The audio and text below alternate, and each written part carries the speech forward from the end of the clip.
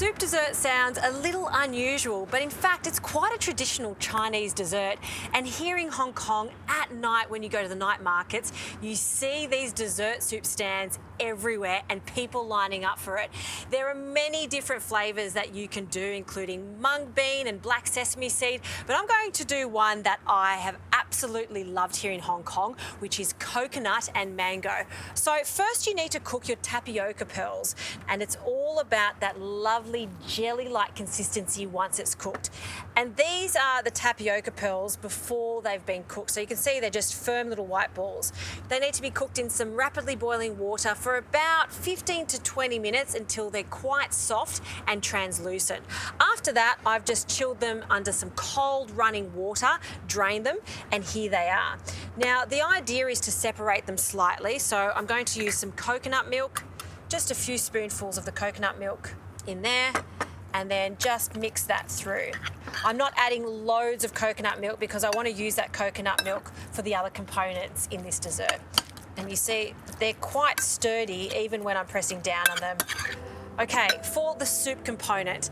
Now, instead of making this quite liquidy, I want this to be almost like the consistency of a thick shake and super, super chilled.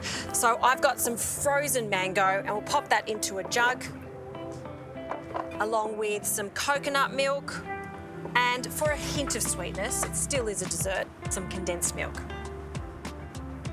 I like some acidity and freshness in this, so some lime juice,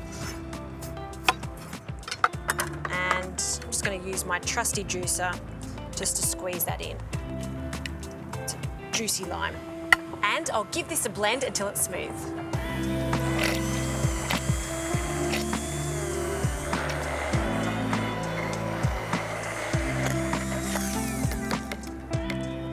All right, have a look at the consistency.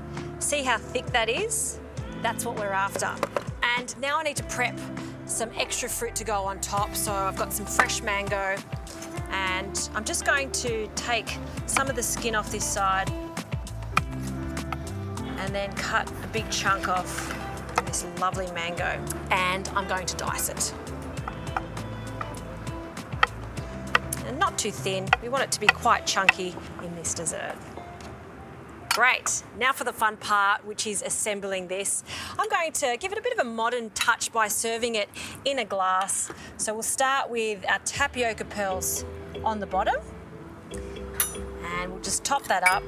Just press down on it so we've got no little air bubbles.